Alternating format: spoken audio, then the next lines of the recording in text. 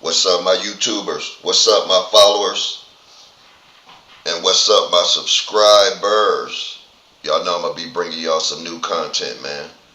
And guess what, y'all? I'm still stuck on that Yella Beezy right now. Yella Beezy, man, was an upcoming talented artist, right? And I don't even want to say upcoming, right? It was just, he was already talented, and all he had to do was put out a few more hits to be like up there with the rest, you know what I mean? I think he kind of paused when it got to that, That's On Me, baby. When he came out with that song, That's On Me,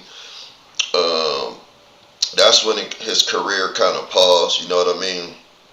At the same time, though, y'all, I just want to bring y'all this raw and uncut version of him and my thoughts on him being locked up now and what I think about his trial that's yet to come. Because this is Dallas rapper Yella Beezy, and he had his bond reduced from $2 million to $750,000 at a hearing today, y'all.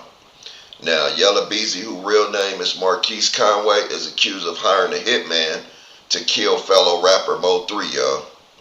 During the hearing, prosecutors laid out the case for why the bond should not be reduced and showed new video of the attack, which we'll get to later down the line, y'all. All I'm saying, though, is this is all I'm saying, y'all. If they went from $2 million to $750,000, what does that say to Yella Beezy? He has a chance to beat this, because if he didn't, they would have kept that bond at $2 million, y'all. So that's letting y'all know that the evidence is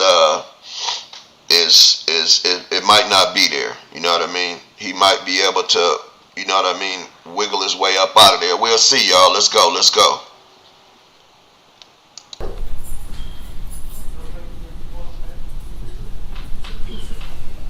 Are we ready to proceed? Yes, Your Honor. Yes, Your Honor. You all need to talk to Mr. Klein? We can already talk about it. Great. Sir, if you'll stand for a second. This is cause number F2500154, Style the State of Texas versus, is it Marquise Conway? Marquise Conway. Okay, Marquise Conway. Mr. Conway, you are here charged with the offense of capital murder while remuneration. This offense is a capital felony. You've talked to your attorney about what's happening here today. Yes, ma'am. This case is set for a bond reduction hearing. What is the current bond, or is there a current bond? Current bond set at $2 million, Your Honor. Okay. And your attorneys are here today asking the court to reduce your bond. You understand that's what this hearing is about? Yes, Okay. All right. Have a seat. Is the state ready to proceed? The state's ready, Your Honor. State may proceed. Your Honor, at this time, the state would offer into evidence for the purposes of this hearing State's Exhibit Number 1, which is the PC, or probable cause affidavit, for Kewan White. That's Kewon White, common spelling. State's Exhibit Number 2, for the purposes of this hearing, would be the probable cause affidavit for Devin Brown. State's Exhibit Number 3 is going to be a video of the offense. State's Exhibit Number 4 are going to be the bond conditions that were placed on the defendant, in this case on March 21st of 2025. State's Exhibit Number 5 is going to be the PSA weighted scale score that was given by Dallas County Pretrial Services on March 25th of 2025. And then State's Exhibit Number 6 will be the financial, confidential affidavit of financial condition that was filled out by the defendant. That's State's Exhibit Number 6. No objection, Your Honor. State's Exhibit 1 through 6 are admitted. And we'd ask the court to take just judicial notice of the probable cause affidavits and having been able to review them prior to this proffer. So no. Thank you, Your Honor. Based off of an agreement with defense for the purposes of this hearing, I will also proffer the following information. To start, before I forget, the state did run a complete criminal history of the defendant, including both juvenile misdemeanor and felony criminal history. That information was ran yesterday. The court may notice that in State's Exhibit number 5, the PSA from Dallas County Pretrial Services, that there is an affirmative when asked about prior convictions. I believe it specifically mentions felonies. I will represent to the court based off of all the information and reviewing all of the evidence that we have at this time. The state can find no prior misdemeanor convictions or prior felony convictions for the defendant. All right. So y'all heard that, man. Now that's good news for Yella Beezy, and I'm serious. When you're in court and you're dealing with cases like this, especially a hit just like the one they trying to put on Yella Beezy, right? He does not have any priors, which that means he has not been in trouble. And if he has, his charges has been dropped, and they have no record of him being in the system, nowhere of him doing any wrongdoing, y'all. So that's a plus on his record right now. He's looking good in court. So, and based on that, the jurors who will be judging him, if it go to trial, if they don't throw it out, and also the judge will judge him based on his priors, because you could have a prior, y'all, and that can make you look bad. He could have had a conviction of a weapon or assault or anything, y'all, and that could have made him look real bad in court today. And guess what? He don't have none of that. So let's keep going. As a juvenile or as an adult in the state system or the federal system. We would also proffer the following information, Your Honor. A state's witness will testify to being present for a conversation about the payment for the murder of Melvin Noble. This conversation took place in the days following Mr. Noble's murder in November of 2020. Now, I didn't know all that, y'all. This is new to me. I never looked over this or anything, so this is new, just like it's new to y'all.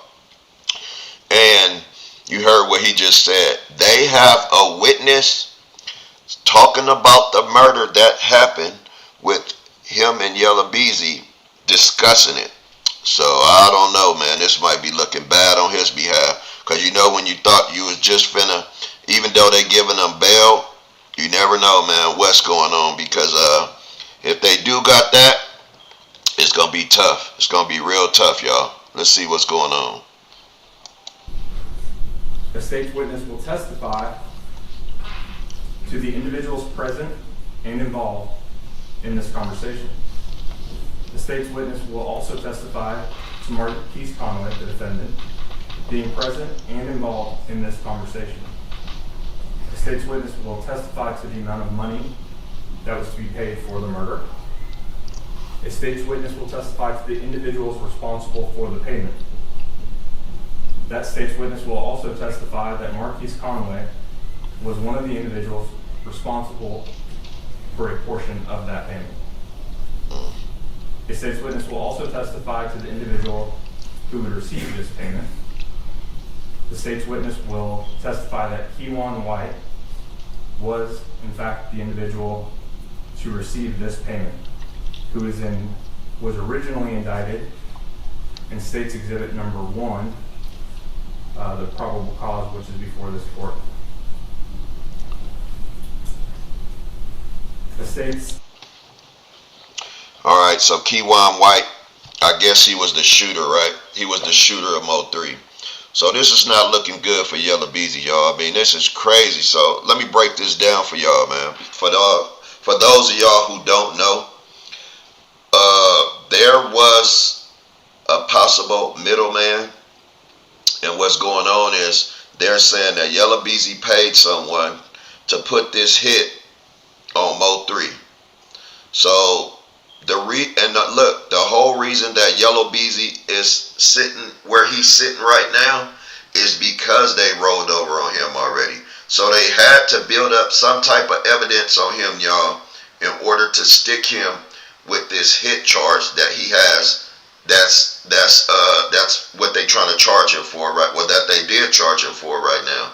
So that's not looking good, man. And think about it. He's been out all these years, and look how long it took them to build this case on him. They'll let you know they didn't have nothing. If it happened in 2021, it took 2022, 2023, 2024. It took all of these years to build this up on him until they felt they had enough evidence to put him in his place. So we're going to keep on going, y'all, see what they talking about. Witness would also testify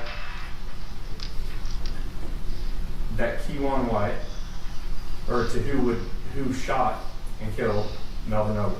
This witness would also testify to Keywan White being the individual who shot and killed Mr. Noble on November 11th of 2020. All right, so that's what it is. So it's a middleman. So Keywan White is the shooter.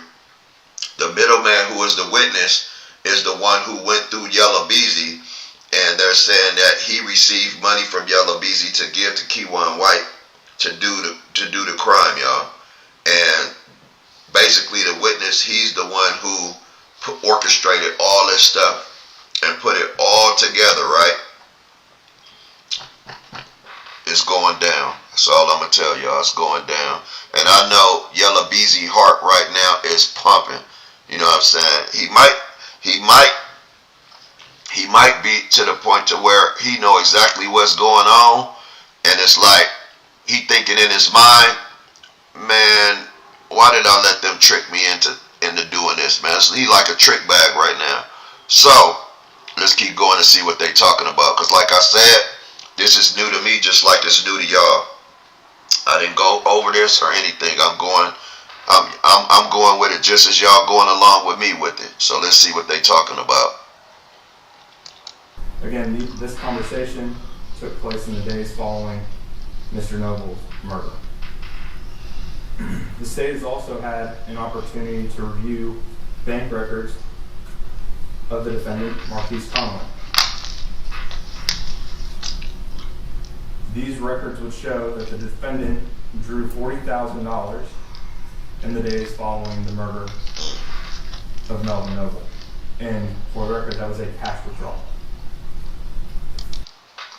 All right, y'all. So y'all see how that could look bad, right? They're saying that he withdrew cash within days of the Mo3 murder, y'all. And then, you know, these dudes don't be thinking, man. I mean, no one is saying he's guilty right now, because, you know, dudes can lie to get themselves out of jail. There's a lot of dudes out there who will blame something on you, and you didn't have anything to do with certain situations, just to get themselves out of certain situations. That does happen also on a regular basis. Now, in this case, the evidence that they represent right now is showing favor to the DA, because when this happened, they're saying that they have records of him withdrawing money, and it was cash. So even if he didn't give the money to the dude to hire someone to go do that, what did he do with the cash that was withdrawn from the bank at that time? So they gonna want receipts. You know what I mean? They gonna want receipts for that. We gonna keep on going though. Let's see what they talking about. These records would correspond to the exact amount which the state's witness would testify to. In reviewing these records, the state also became aware and believed that they would show that the defendant had anywhere between $800 and $900, but more specifically $870,000 between a checking account and a savings account with one particular bank. $370,000 of which was in a checking account, a little over $500,000 which was in a savings account.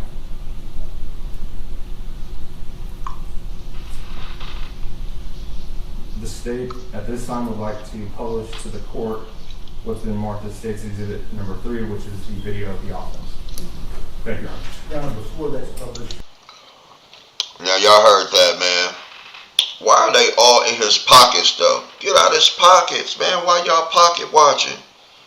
Oh, he had 900,000. He had 500 some thousand and one in his savings, and in his checkings he had another 300 and some thousand in there. What that got to do with anything? And then he looking at the judge like, yeah, he had a lot of money. He had a lot of money. He got a lot of money to spend on these lawyers too, y'all. Quit pocket watching that man, y'all. What is going on? To address something the prosecutor and the prosecutor. Sure. It says in the record that as he decided the state's witness, his property is, that's just one witness. Sure. And that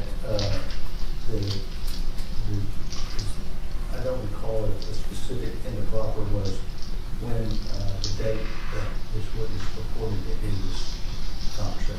I do not have a specific date written down, but I know it was in the days following the offense. We do have evidence of when this could have taken place based off of cell phone data of when the defendant was in another state, and then we came back to Texas. So we believe we have a time frame. As far as the exact date, I do not have it this time. All right, so now y'all heard that. They talking about it's multiple witness. Now the DA just threw all of their confidence out the window. That's what they just done. Because they went from being self-confident to, yeah, he withdrew money and did this and did that to, oh, we have multiple witnesses, yet we don't have a exact timeline or when this happened, or, now they guessing about what's really going on, y'all. So now they just threw all of that out the window. See, that's why the judge lowered the bond, because now it's starting to sound like they're making stuff up. Then sometimes that's what they'll do to get by, to make their case look good.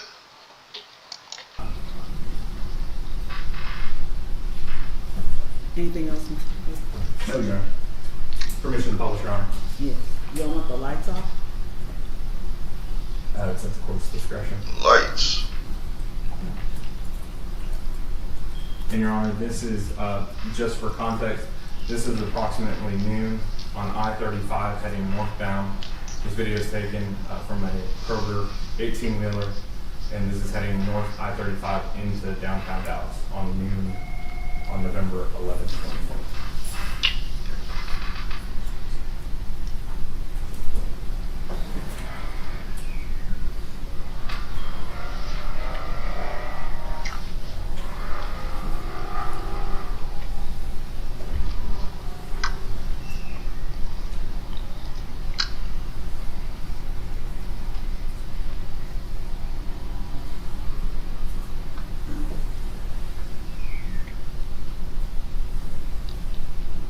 Now, Your Honor, if I could draw the court's attention, if you look on I've stopped this video at 19 seconds. You see a gold sedan in the far left lane and a black sedan in the second lane to the left. The gold sedan will be the vehicle carrying the victim, and the black sedan is the vehicle driven by Kewan White, who is then the shooter, based off of the evidence we have.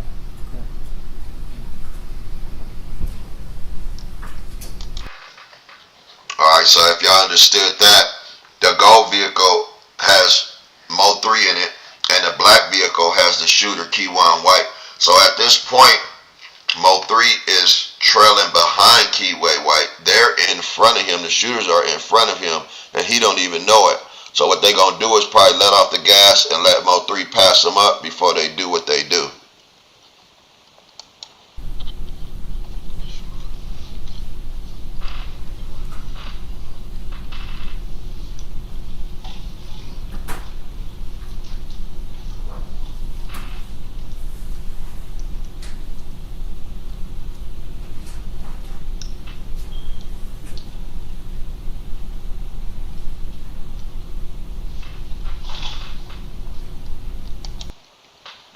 Okay, hold on. So Mo 3, he already seen them there, even though they was in the front of him. So what they tried to do was cut him off. You know what I mean? And that's exactly what they done. Now look at this incident. Could Mo 3 have got his life spared, y'all, within a heat of a moment. If he would have took off running maybe towards traffic coming instead of going from the driver's side to the passenger side, you know what I mean?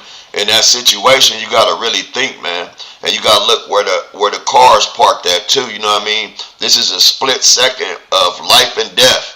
You know what I mean? So should he have took off, maybe running down the highway and left the car right there and got ghost? That's what he should have done. He shouldn't have waited by the car if he didn't have a weapon right there. He should have not waited right there. He should have just took off running towards traffic. He should have kept going, and maybe he would have hopped over, you know what I mean, one of these entrances over here where you can see right here.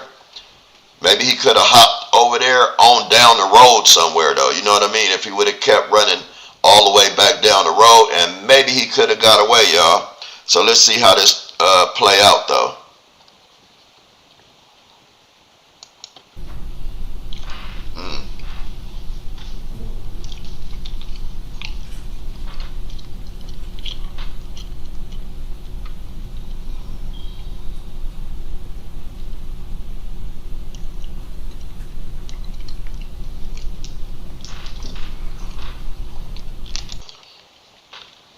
Alright, so we're going to leave it at that. So we're going to go rewind it real quick, right?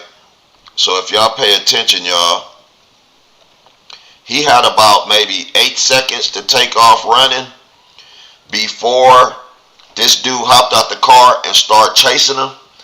And the guy that was chasing him, it's like he knew he didn't even have a weapon. You know what I'm saying? Because Mo 3 could have had a weapon and started shooting at him on the freeway, and it could have been a shootout right there. Instead, it's like he knew he didn't have a weapon and he started chasing them down right there, y'all, which is crazy, right?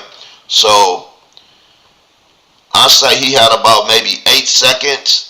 Instead of stalling by the car, he should have just took off and took off running. He would have had a better chance that way of doing it that way. And the black sedan is the vehicle driven by Q1 White, who is then the shooter, based off of the evidence we have.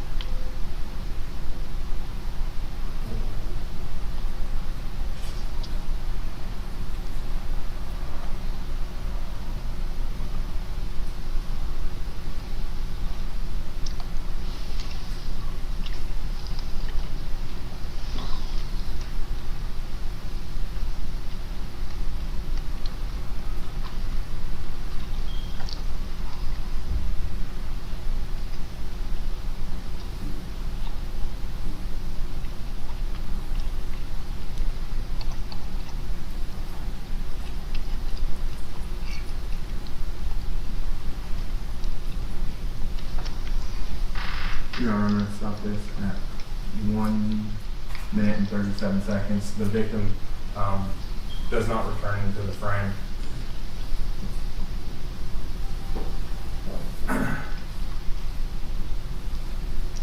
The only other things that the state would like to proffer as far as this bond hearing, since the court does not have a probable cause affidavit, of course, since it's a grand jury referral, defendant Q1 White was also indicted. You do have his murder probable cause affidavit from 2020. He was also indicted at that same time in cause number F21-75377 for Dr. Randall Graham, who also sustained injuries, a neurosurgeon who was heading north on I-35 that day, and was struck as well. However, he did survive. And finally, Your Honor, the last thing that I would proffer at this time would be that there were a total of 44 fire cartridge casings, all from the same style of firearm as far as the caliber that were recovered on the freeway on November 11, 2020.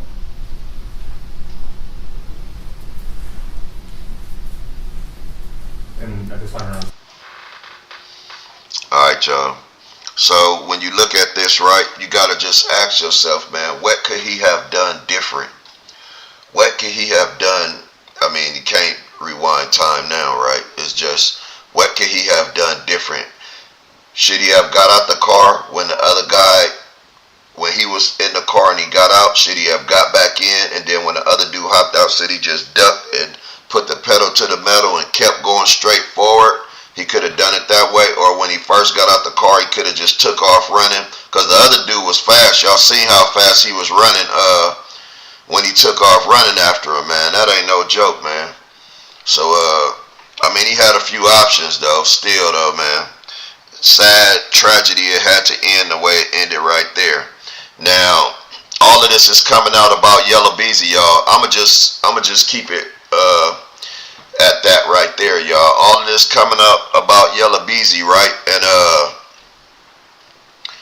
they're saying that Yella Beezy was the one who paid dude, man, to do all of this, and now he's about to suffer the consequences of his actions. That's what they're saying, y'all. So I will keep y'all updated on this, man, and look at the state. Don't waste no time. They already showing the videos, and they going tit for tat about what's really going on with this, man.